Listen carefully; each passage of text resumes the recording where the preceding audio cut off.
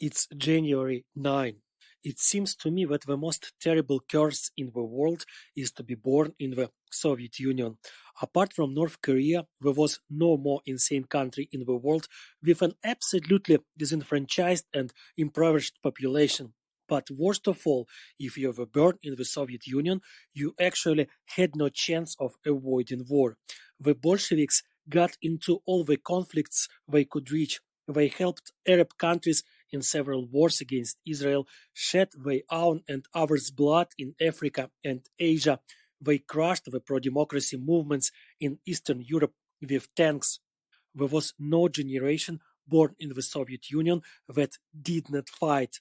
Both of my grandfathers fought in the Second World War. My father spent several years in Afghanistan, served as a sergeant in one of the regiments of the occupying Soviet army. He was sent there a few weeks before my birth, and he returned when I already spoke fluently and even tried to read. There were always many veterans of Afghanistan in my father's social circle. He kept in touch with them for many years after the war. Officially, all these people were called internationalist warriors, and the occupation by the Soviets of Afghanistan was called fulfillment of an international duty towards the fraternal people. However, the veterans themselves did not treat the Afghans as brothers at all. In their conversations about the war, resentment sounded all the time. We, they say, came to help the Afghans, but they took rifles and ran into the mountains to fight against us.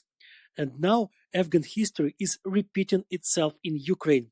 The crazy Russian leadership announced that one of the goals of the invasion is to rid the Ukrainian people of the power of the extreme nationalists allegedly holding the entire country hostage. At the same time, the Ukrainian people, of course, was also called fraternal.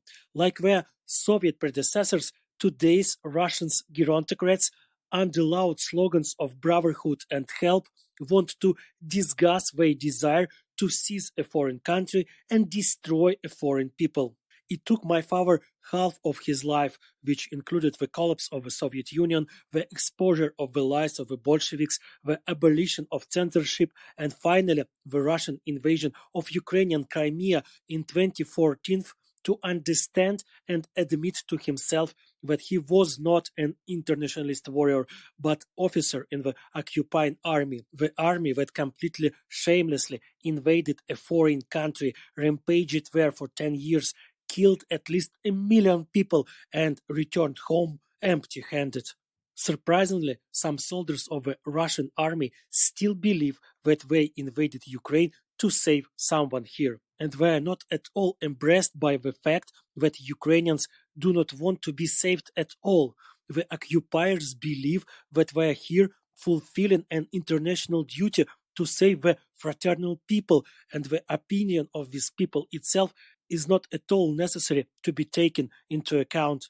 How long it will take these people to admit to themselves that they are not helpers but occupiers and murderers, no one knows. Most likely, most of them will not live to this understanding. Let me just remind you that during the 10 years of the war, the Soviet Union lost about 15,000 people killed in Afghanistan. Russia in Ukraine lost the same number of its fighters in the first 6 weeks of the war.